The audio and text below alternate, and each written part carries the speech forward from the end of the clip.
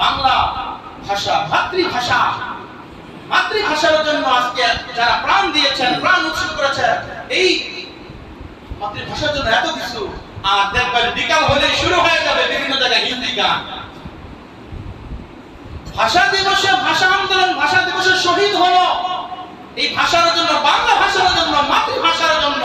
এখন আমরা খালি দৌড়াই O level, A level, English medium, Bangla medium, English ভাষা, হ্যাঁ বলে সব এখন শুধু খালি ও লেভেল, এ লেভেল। যেই ভাষার জন্য আমাদের পূর্বপুরুষরা জীবন দিয়েছেন, আত্মোৎসর্গ করেছেন, আমাদেরকে মাতৃভূমির জন্য হ্যাঁ বলে সংগ্রাম করে মাতৃভূমি আমাদেরকে ফিরিয়ে দিয়েছেন, ভাষা আন্দোলন করে মাতৃভাষা আমাদেরকে দিয়েছেন। আর সেই মাতৃভাষা দিবসে আমরা হ্যাঁ বলে ফেব্রুয়ারি আমরা এখনো সেই 21শে ফেব্রুয়ারি বিকাল হইলে শুরু হয়ে যাব।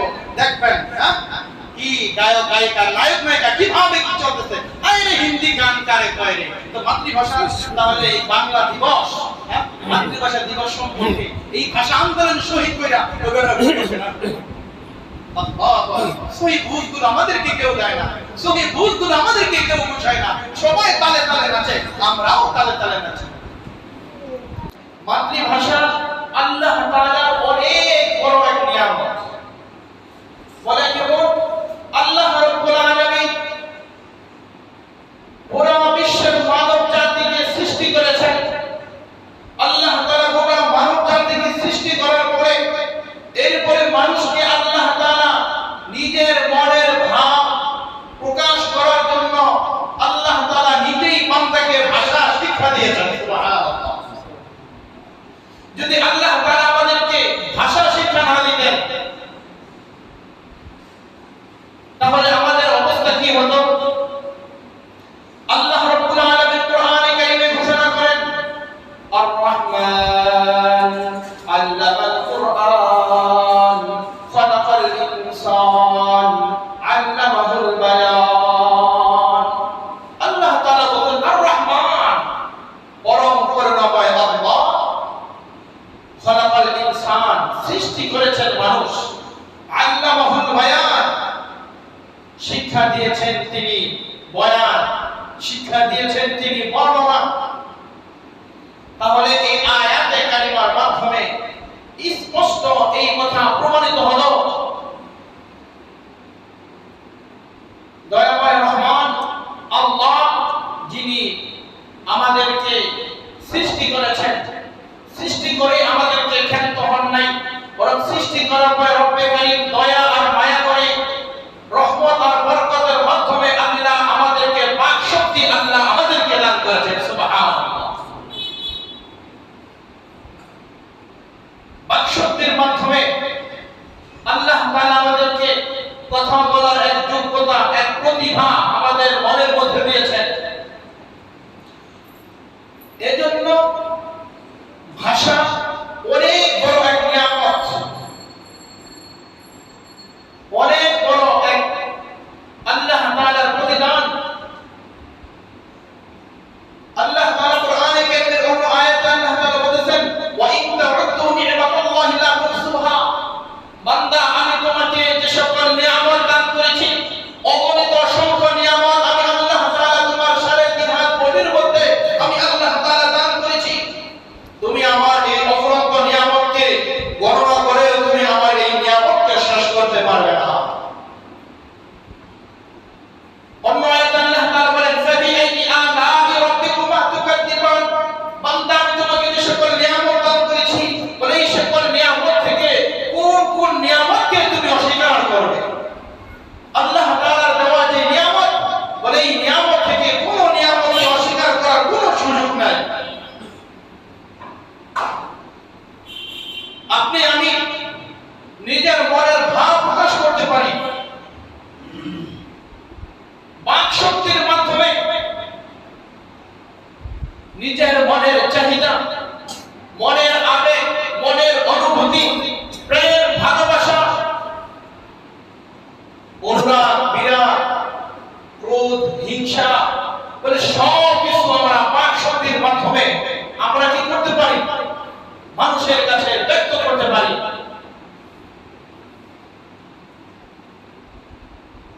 আল্লাহ রাব্বুল আলামিন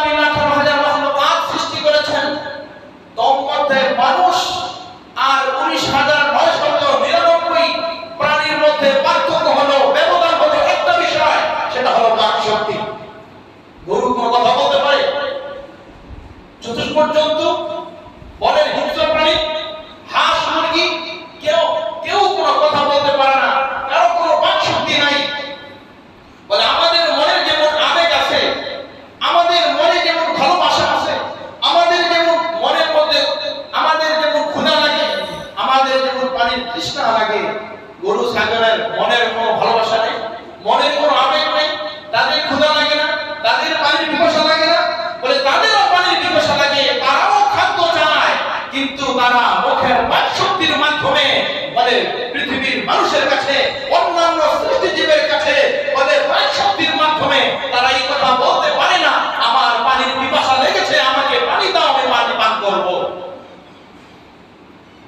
একটি গাভীকে আপনি বেঁধে রেখেছেন, গাভীকে যদি মালিক খাবার না দেয়, বলে তখন গাভী তার বাক শক্তির মাধ্যমে এই কথা মালিককে বলতে পারে না, আমার ক্ষুধা পেয়েছে, আমাকে এখন ঘাস দাও, আমার প্রচন্ড গরম লেগেছে, আমার জন্য এখন ফ্যানের ব্যবস্থা করো। বলে এই কথাগুলো অবলা প্রাণী তারা এগুলো বলতে পারে না। কেন?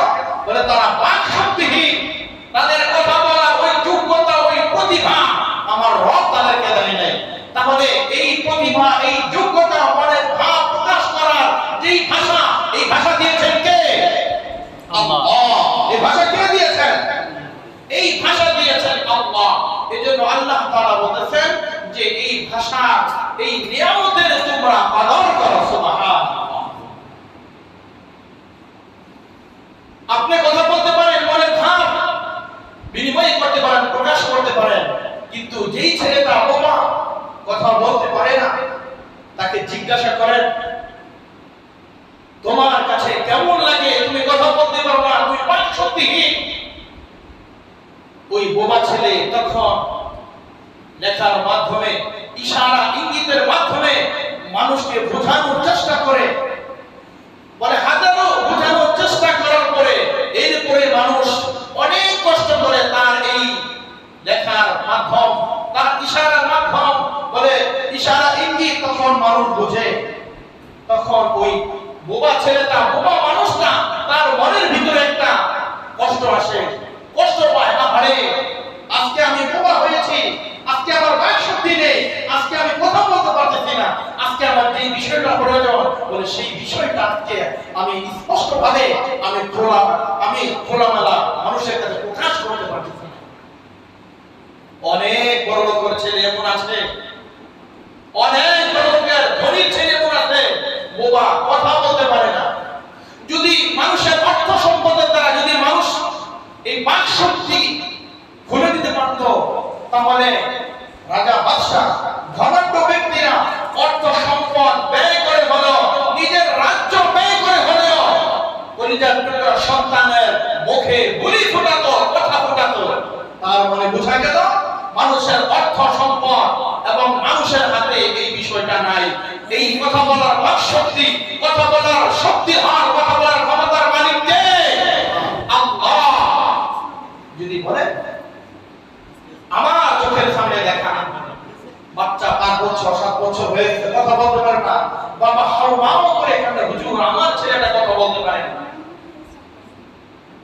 বারবার দোয়ার জন্য আসে, আমলের জন্য আসে, বাবা পেরেশান, মা পেরেশান, হুজুর সকলের ছেলেগুলো কথা বলে, আমার ছেলেটা কথা বলতে পারে না, বলে কত কষ্ট।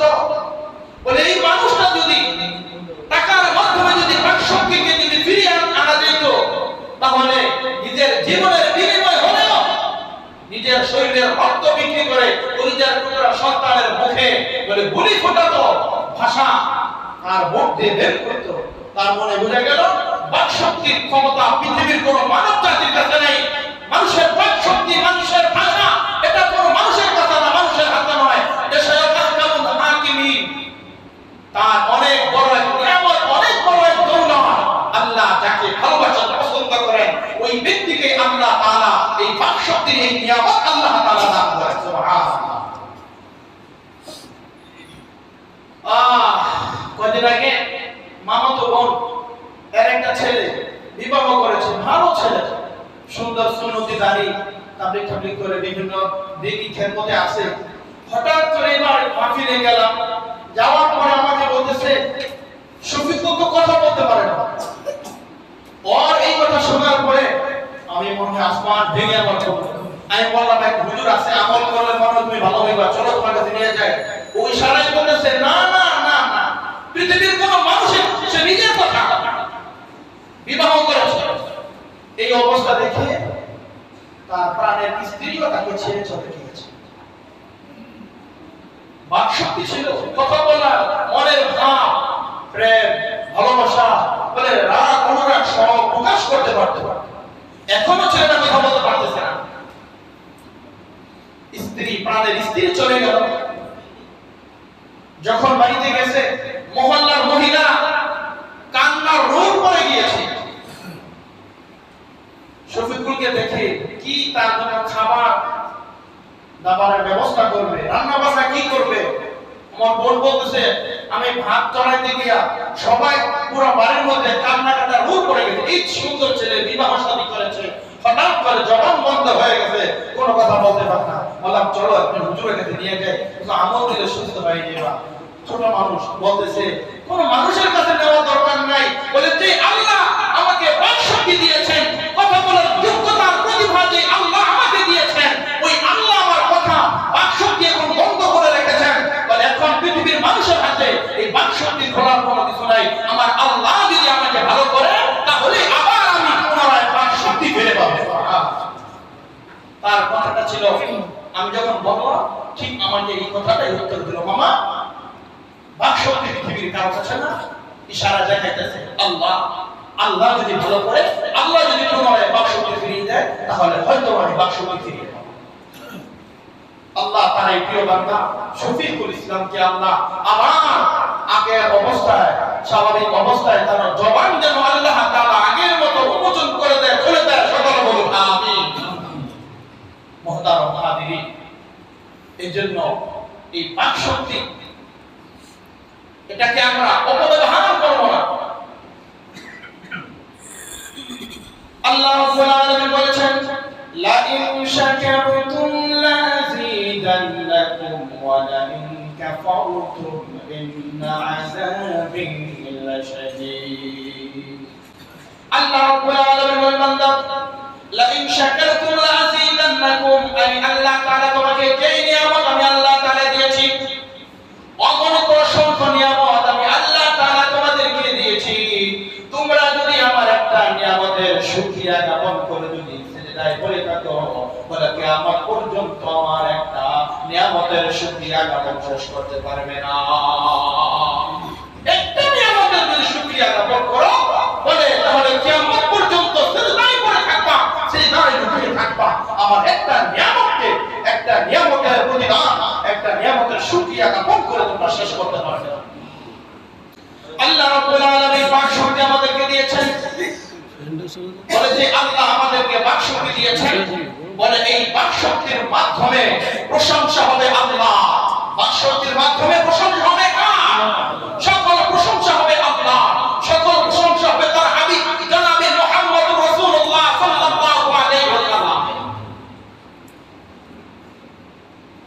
এই বাকশক্তির প্রশংসা আল্লাহ বলেন তোমার এই বাকশক্তিকে, তোমার এই ভাষাকে যদি তুমি সৎ পথে, ভালো পথে যদি ব্যয় না করো, সুন্দর কাজে যদি ব্যবহার না করো, লা ইন শাকারতুম লাযীদান্নাকুম, যদি ব্যবহার করো তাহলে আমি আল্লাহ তোমার বাকশক্তির নিয়ামত, বলে তোমার স্মৃতি শক্তি, তোমার বাকশক্তি, তোমার ভাষাকে আমি আল্লাহ আরো সুন্দর করে দেব। সুবহানাল্লাহ।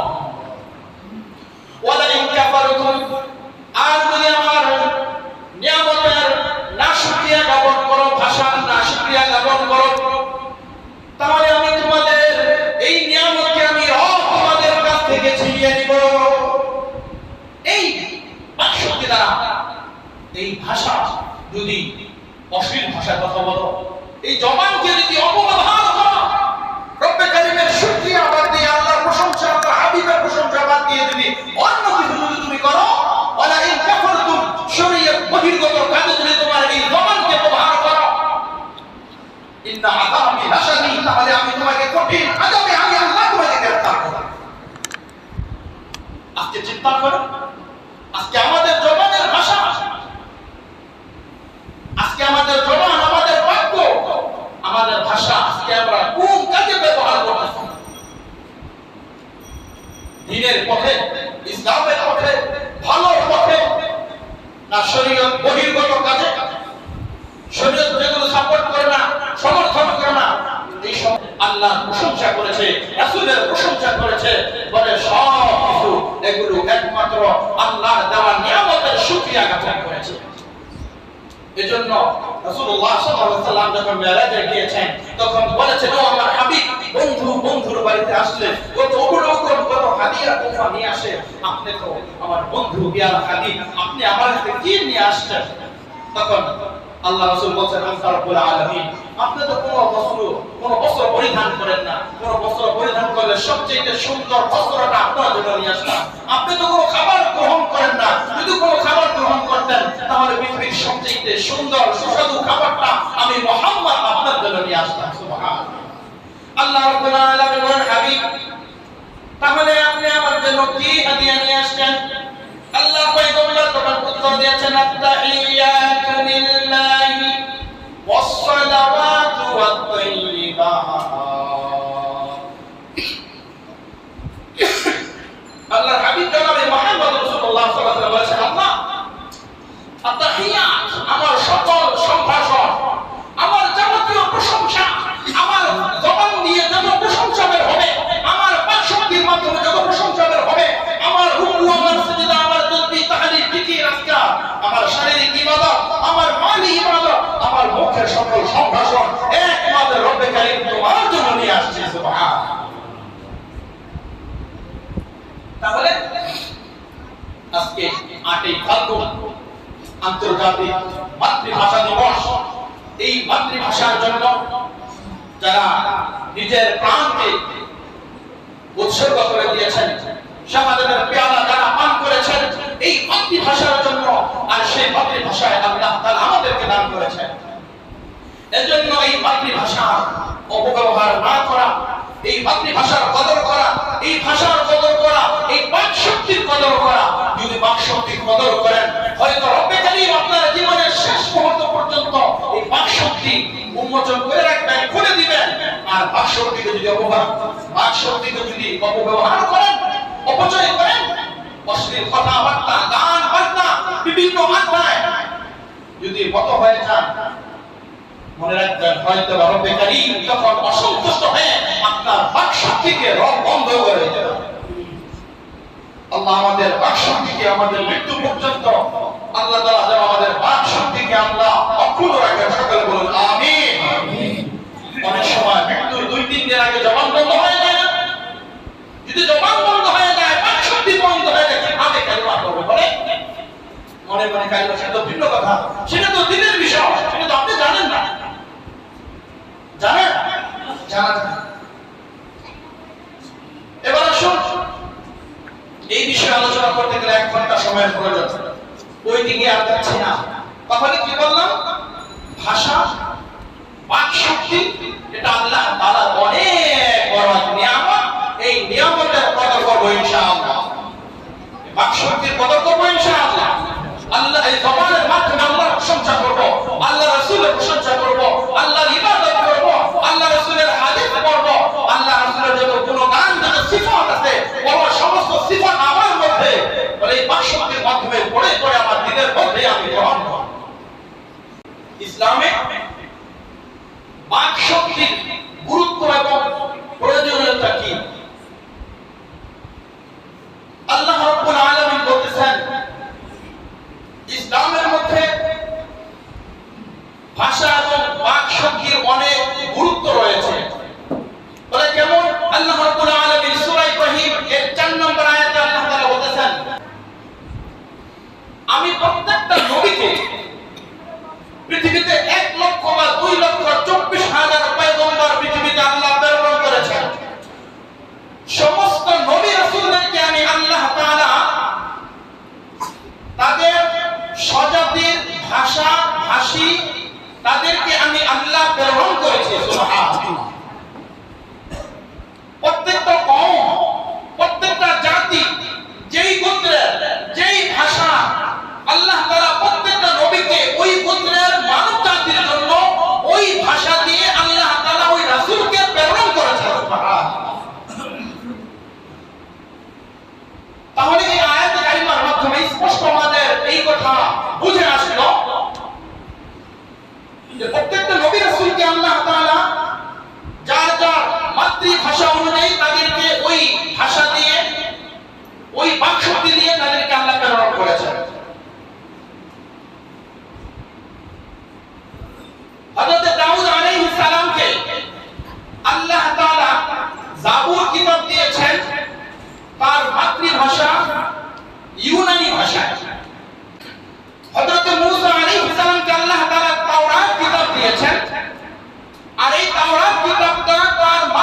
ভাষা অর্থাৎ ইব্রানি ভাষায় এই তাওরাত কিতাবকে আল্লাহ নাযিল করেছেন।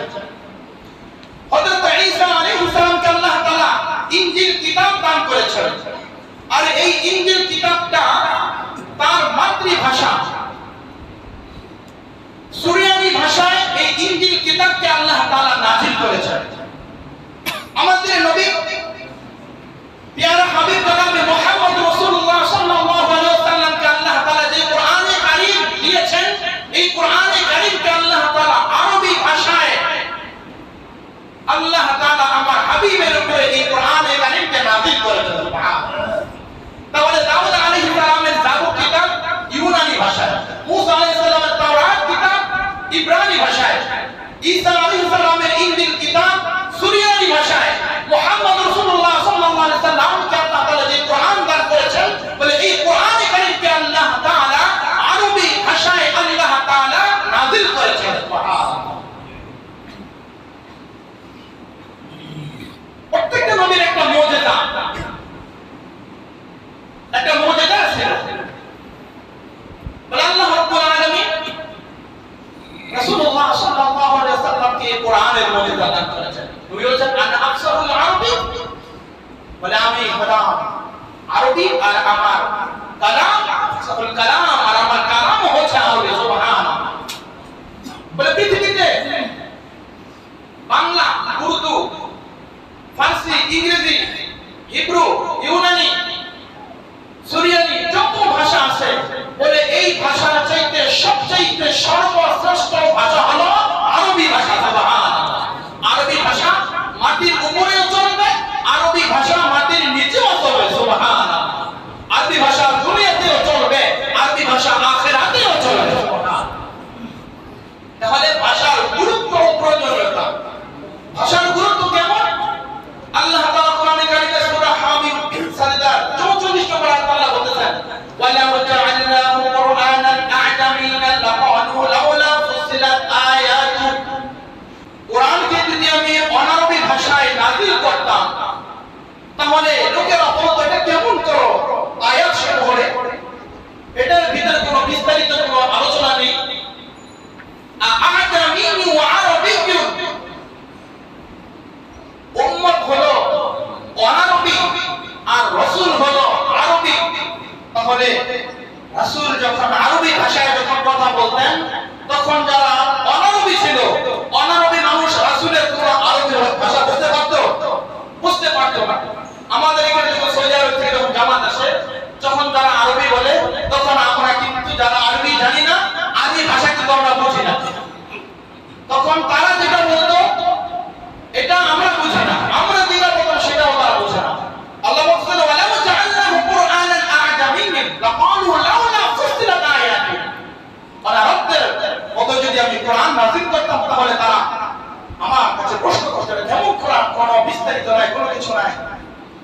আর আমরা হইলাম অনারবি আর রাসূল হইল আরবি ভাষা। তাহলে রাসূলকে যে উদ্দেশ্য, যে মিশন নিয়ে আল্লাহ পাঠিয়েছেন, তখন এই মিশন আর বাস্তবায়ন হবে না, এই মিশন বাস্তবায়ন হতো না। আল্লাহ রাসূলের জবানে কথা কেউ বুঝতো না। তাহলে যেই গোত্রের মানুষ যেই ভাষা, আল্লাহ ওই ভাষার ভাষী, ওই ভাষার অনুযায়ী আল্লাহ ওই কওমের জন্য, ওই জাতির জন্য ওই ভাষায় আল্লাহ রাসূল, আল্লাহ নবী প্রেরণ করেছেন। সুবহানাল্লাহ। ইযহাব ইলা ফিরআউনা ইন্নাহু তাগা। আল্লাহ রাব্বুল আলামিন বললেন পয়গম্বর মুসা, ইযহাব আপনি যান ইলা ফিরআউন, ফিরআউনের দিকে, ইন্নাহু তাগা, নিশ্চয় সে সীমা লঙ্ঘন করেছে। আল্লাহ রাব্বুল আলামিন মুসা আলাইহিস সালামকে বলেন যান ফিরআউনের দিকে, ফিরআউনকে দিনের দাওয়াত দেন, দিনের দাওয়াত দিতে থাকেন, সে সীমা লঙ্ঘন করেছে। মুসা আলাইহিস সালাম তখন বলেন আল্লাহ ويضيق صدري ويضطرب لساني فأرسل إلى هارون। سيدنا موسى عليه السلام বলেন রব্বুল আলামিন, আমার ভাষা বড় সুন্দর না, আমার বাক শক্তি বড় সুন্দর না। বলে বাক শক্তি কেন সুন্দর না? ওই ইতিহাস সকলেই জানেন। মুসা আলাইহিস সালাম যখন ফিরআউনের গালে যখন থাপ্পড় মেরেছিল, জ্যোতিষ বিজ্ঞান যখন বলেছিল, হে ফেরাউন, তোমার এই দেশের মধ্যে এমন একজন সন্তান, এমন একজন ছেলে ভূমিষ্ঠ হবে যে একজন পয়গম্বর হবে, তোমার এই সিংহাসন, তোমার এই মস্তককে ভেঙে চুরমার করে দেবে, তোমার রাজত্বকে শেষ করে দেবে। এই কথা বলার পরে রাজ্যে ঘোষণা করে দিয়েছেন, কোন সন্তান, কোন পুরুষ, কোন ছেলে সন্তান যেন জন্মগ্রহণ করতে না পারে। লম্বা চূড়া ইতিহাস। ওই সময় মুসা আলাইহিস সালাম জন্মগ্রহণ করেছিলেন। মুসা আলাইহিস সালাম মা সিন্ধুকে ভেসে ছেড়ে দিয়েছিলেন। এই মুসা আলাইহিস সালাম হাসতে হাসতে ফিরাউনের সেই সিংহাসনের সামনে তার বিবি আসিয়ার চোখে পড়লো। বলে কত সুন্দর সিংহাসন দেখা যায়। খুলে দেখি ওই সিংহাসনের ভিতরে সাইয়েদনা মুসা আলাইহিস সালাম সেখানে রয়েছে। সুবহানাল্লাহ। মুসা আলাইহিস সালাম যখন ধীরে ধীরে বড় করতে লাগলেন, এক সময় একটা কথার মাধ্যমে উল্টাপাল্টা হয়েছে। মুসা আলাইহিস সালাম একটা থাপ্পড় দিয়েছে ফিরাউনকে। মুসা থাপ্পড় খেয়ে ফিরাউন রাগ হয়ে গেছে। স্ত্রী, এই সন্তানকে রাখা যাবে না। ওই যে জ্যোতিষের বর্ণনা, এমন একজন সন্তান আসবে, ছেলে আসবে, আপনার মস্তককে, আপনার সিংহাসনকে সবচেয়ে বড় খোদা বলে নিজেকে দাবি করেছে। আপনার খোদাই, আপনার বাদশাহী শেষ করে দেবে। বলে আসিয়া, এই সন্তান তো যে কোনো সন্তান হবে না, একে শেষ করে দিতে হবে। আসিয়া বড় বুদ্ধিমতী মহিলা ছিলেন, যদিও ফিরাউনের স্ত্রী, আল্লাহু আকবার, ঈমান এনেছে। এই আসিয়ার ব্যাপারে আলোচনা কত দিকে যাবে, একদিকে আলোচনা করে অনেক দিকে আলোচনা চলে যায়। এই আসিয়ার ব্যাপারে আল্লাহ বলতেন, দুনিয়াতে কোনো মানুষকে আল্লাহ জান্নাত দেখা নাই, কিন্তু আসিয়ার মৃত্যুর সময় ওয়ামান ইয়ামানাতে ইমরান আল্লাতী আহসানাত ফারদাহা ফানাফাখনা ফীহা মির রূহিনা ওয়া সাদ্দাকাত বিকালিমাতি রাব্বিহা ওয়া কুতুবিহি ওয়া কানাত মিনাল কানিতিন। লম্বা চড়া ইতিহাস। ফিরাউনের স্ত্রী আসিয়ার সামনে আল্লাহ জান্নাত তুলে ধরলেন। আল্লাহ বললেন, আসিয়া, এই যে দেখো তোমার জন্য এই জান্নাত রয়েছে। সুবহানাল্লাহ। ও আসিয়া, তুমি মৃত্যুবরণ করতে দেরি, এই খোদার তরি জান্নাতে যেতে তোমার দেরি হবে না।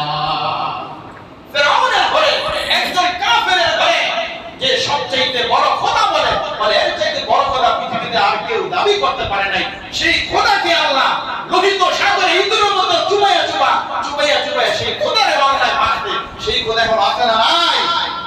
আল্লাহু আকবার। তো বলতেছি না, আসিয়া বলতেছে, ছোট বাচ্চা কি বোঝা, ঠিক আছে, এক পাশে আগুন দেন, আরেক পাশে সোনার একটা টুকরা দেন, দেখবেন এই ছোট বাচ্চা কি ধরে। ছোট মানুষ স্বর্ণের টুকরাটা ঝলমল করতেছে, ওটাই ধরার জন্য চেয়েছিল। তখন আল্লাহ তাআলা ফেরেশতার মাধ্যমে মুসা আলাইহিস সালামকে ঘুরাইয়া আগুনের কয়লার দিকে হাত ঘুরে দিয়েছে। মুসা আলাইহিস সালাম আগুনের কয়লা নিয়ে মুখে দিয়ে দিয়েছিল। তখন মুসা আলাইহিস সালাম একটু জবানে একটু সমস্যা হয়ে গেছে, বাক শক্তি বড় সুন্দর ছিল না। আশহাদু বলতে স্পষ্ট বলতে পারতো, আশহাদু বলতো। যাই হোক, তো বলতেছিলাম যে মুসা আলাইহিস সালাম তখন সুন্দর প্রাঞ্জল ভাষায় কথা বলতে পারেন না, বাক শক্তি বড় সুন্দর না।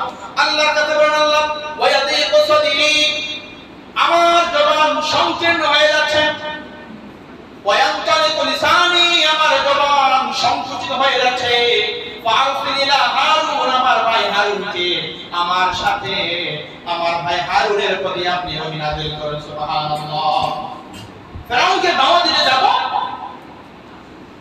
আমার ভাই হারুনকে আমার সাথে দেন।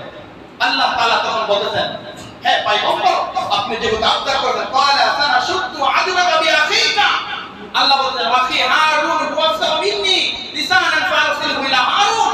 আল্লাহ বলেন, ঠিক আছে হাবিব, হে পয়গম্বর, আপনার সাথে আপনার ভাই হারুনকেও আমি নবুয়ত দান করে দিলাম। সুবহানাল্লাহ। হযরত মুসা আলাইহিস সালাম বলেন, আল্লাহ আমার ভাই হারুনকে শুধুমাত্র তার উপর ওহী নাযিল করলে নবী বানিয়ে শুধু ক্ষান্ত হবেন না, বলে ফিরাউনকে দাওয়াত দেওয়ার জন্য আমার সাথে আমার ভাইকে পাঠিয়ে দেন। ইন্নী আখাফু আইয়ুকাযিবুন, কেননা আমি নিজে ভয় করতেছি আমার ভাষা, আমার বাকশক্তি বড় সুন্দর না, বলে তারা আমাকে মিথ্যা প্রতিপন্ন করবে। তাহলে দ্বীনের কাজে, ইসলামের কাজে ভাষা, বাকশক্তির গুরুত্ব এবং প্রয়োজনীয়তা অপরিসীম রয়েছে। দ্বীনের কাজে, বুঝলি ভাই নাকি, দ্বীনের কাজে, ইসলামের কাজে ভাষা এবং এর গুরুত্ব অধিক পরিমাণে এজন্য বাক শক্তি যে আল্লাহ দিয়েছেন, এই বাক শক্তির নিয়ামতের কদর আমাদেরকে করতে হবে। মাতৃভাষা সম্পর্কে আমাদের আলোচনা চলতেছে। বলে মাতৃভাষা এটা মায়ের ভাষা। মাতৃভাষা এর সরল শাব্দিক অর্থ হলো মায়ের ভাষা। প্রত্যেকটা সন্তান, প্রত্যেকটা শিশু সন্তান তার মায়ের কুলের যেই ভাষা, সেই ভাষা হইল একজন মানব শিশুর ভাষা।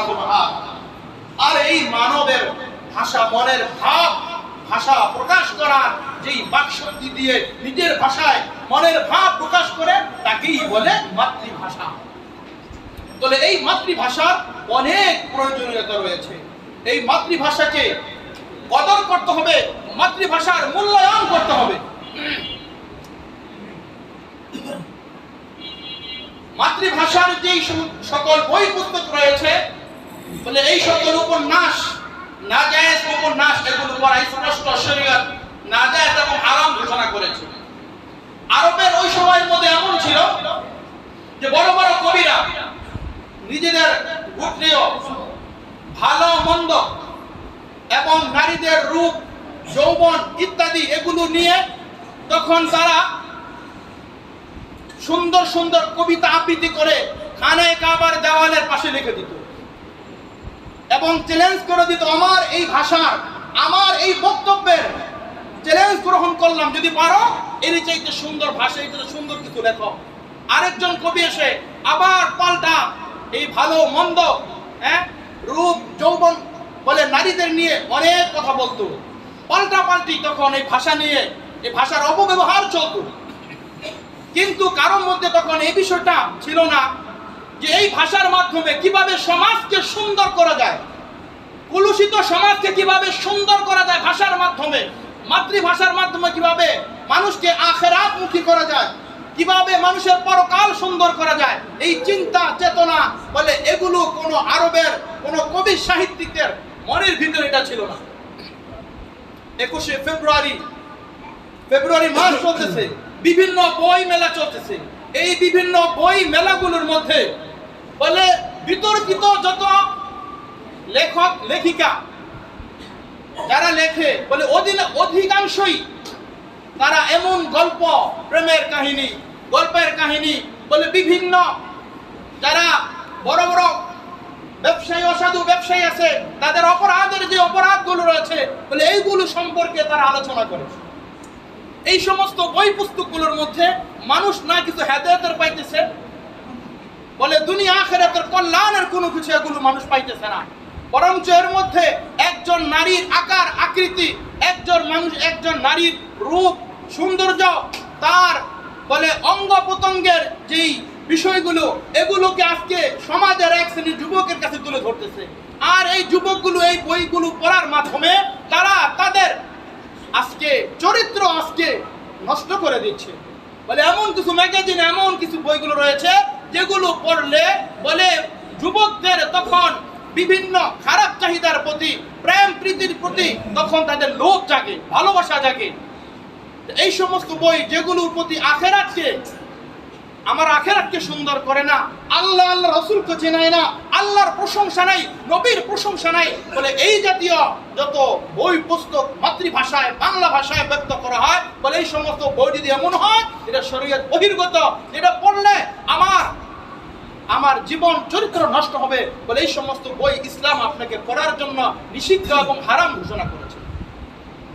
আজকে দেখেন ক্লাস 1 থেকে নিয়ে ইন্টারমিডিয়েট পর্যন্ত, বলে বিভিন্ন ক্লাস পর্যন্ত কয়টা বইয়ের মধ্যে আজকে বিভিন্ন নবী রাসূলের কাহিনী, গল্প কাহিনী, আল্লাহর প্রশংসা, আর সামুদ, কত সুন্দর সুন্দর ঘটনা আছে, বলে এইগুলো আজকে আমাদের বই পুস্তকগুলোর মধ্যে আজকে ঘটনা নেই, আছে বিভিন্ন গল্প কাহিনী, বলে এই সমস্ত দিয়ে আজকে এই যুব সমাজের চরিত্রকে আজকে নষ্ট করে দিচ্ছে। 8ই ফাল্গুন 1431 বাংলা আন্তর্জাতিক মাতৃভাষা দিবস। এই মাতৃভাষা দিবসে যারা শাহাদাত বরণ করেছেন, আব্দুল সালাম, আব্দুল জব্বার সহ যারা শাহাদাত বরণ করেছেন, যারা এই জাতিকে মাতৃভাষা উপহার দিয়েছেন, বাংলা ভাষা যারা আমাদেরকে উপহার দিলেন, বলে এই শহীদদের জন্য আমাদের কি করণীয়?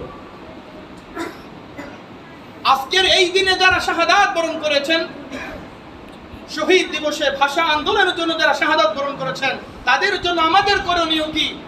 তাদের জন্য আমাদের করণীয় হলো তাদের রূহের মাগফিরাত কামনা করা, তাদের রূহের মাগফিরাত কামনা করা। এই রূহের মাগফিরাত কামনা করা এটা যেন শরীয়ত সম্মতভাবে হয়, শরীয়তগতভাবে যেন হয়। বলে কেমন? আজকে দেখা যাচ্ছে পুরো পৃথিবী উল্টা হয়ে গেছে। 1952 সাল থেকে 21শে ফেব্রুয়ারি থেকে এই দিনটি পালন করে আসতেছে। এটা পালন করবে, এটা পালন করার পথ পদ্ধতি নিয়ম নীতি কিভাবে হবে?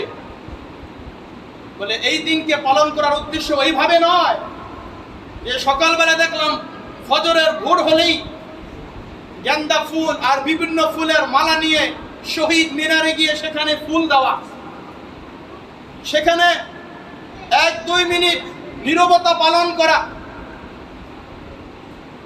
সেখানে গিয়ে তাদেরকে বিভিন্নভাবে ফুলের তোড়া দিয়ে শুভেচ্ছা জানানো। বলে এটা শরীয়ত সম্মত নয়।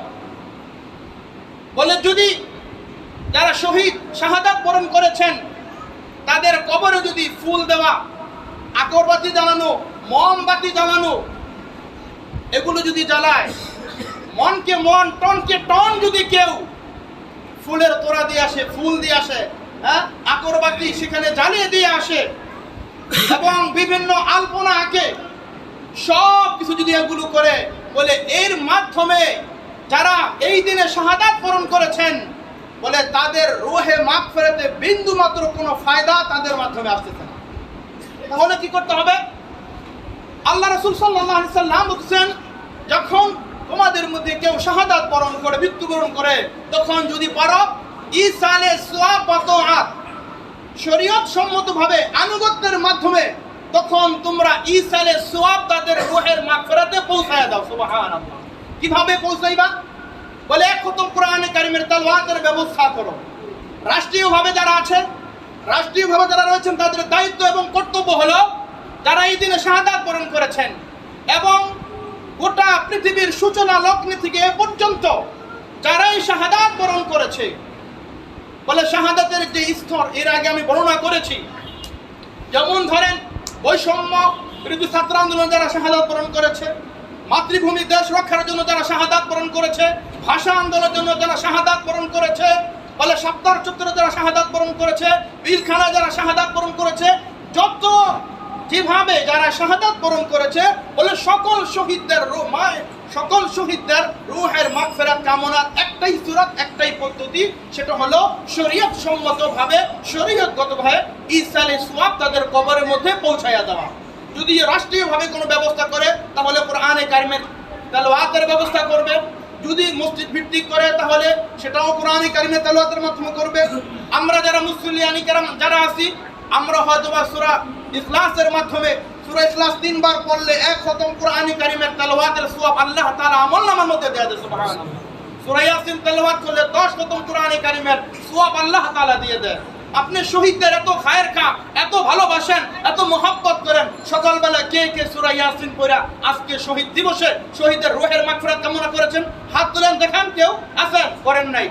সূরা ইখলাস 3 বার পাঠ করে শহীদদের রূহের মাগফিরাত কামনা করেছেন? আছেন কেউ? করেন নাই। আলহামদুলিল্লাহ আমরা করেছি, মাদ্রাসার তালিবুল ইলম করেছে, এই মসজিদ থেকেও আমরা সকালে আজকে দোয়া করেছি না? সকালেও আজকে আমরা দোয়া করেছি। যদি শহীদদের কবরে যদি ফুল দেওয়া এটাই যদি জায়েজ থাকতো, তাহলে মক্কা মদিনার মধ্যে রাসূলুল্লাহ সাল্লাল্লাহু আলাইহি সাল্লামের সাহাবী হযরত ওমর ইবনে খাত্তাব রাদিয়াল্লাহু তাআলা আনহু নবীজির পাশেই ঘুমিয়ে আছেন।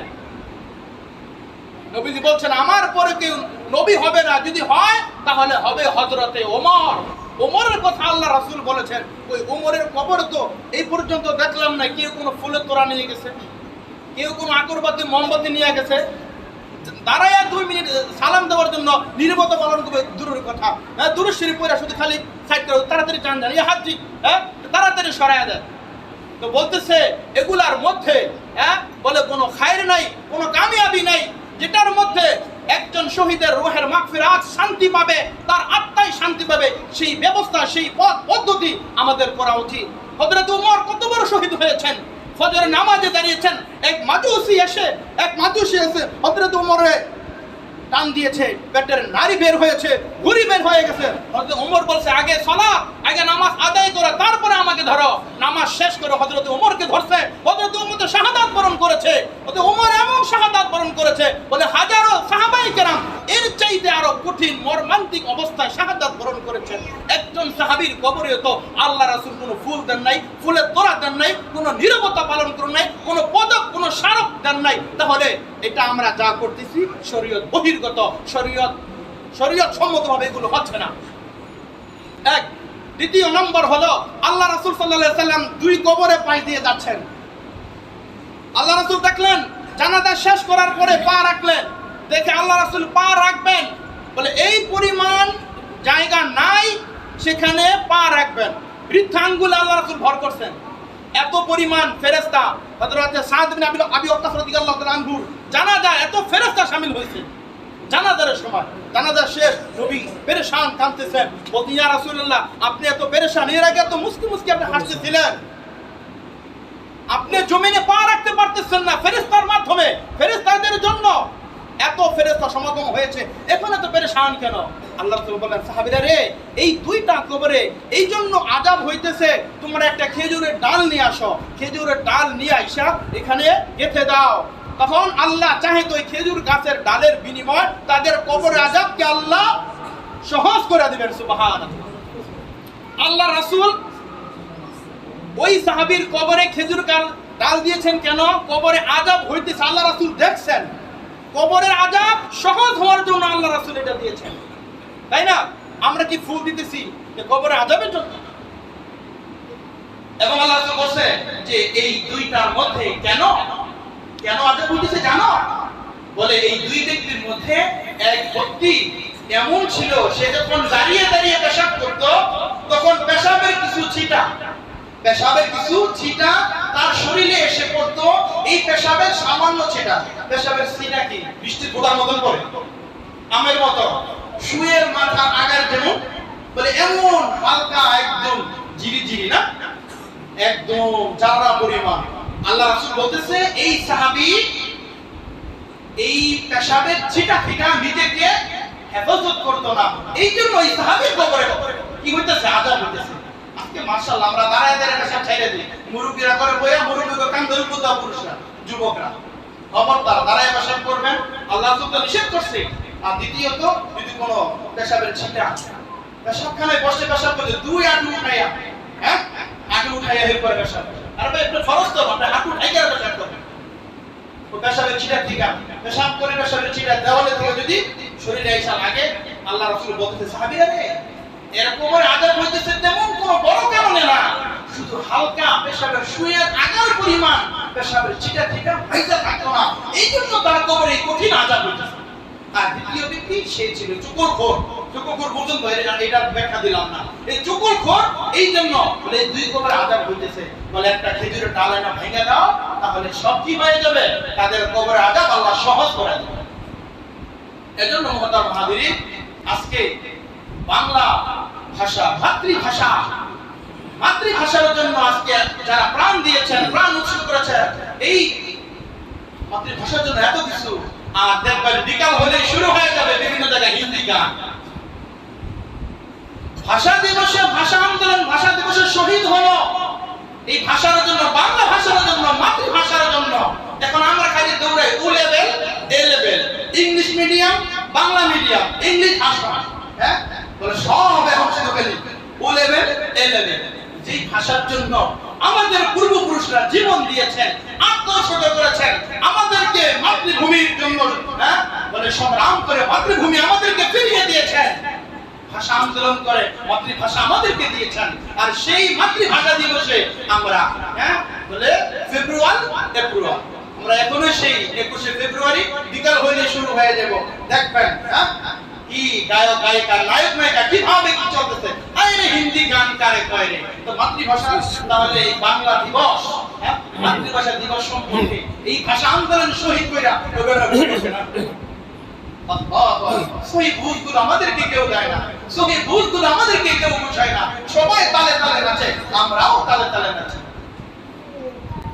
এর জন্য আমাদের বোঝা দরকার, ইসলাম বোঝা দরকার, কোরআন বোঝা দরকার।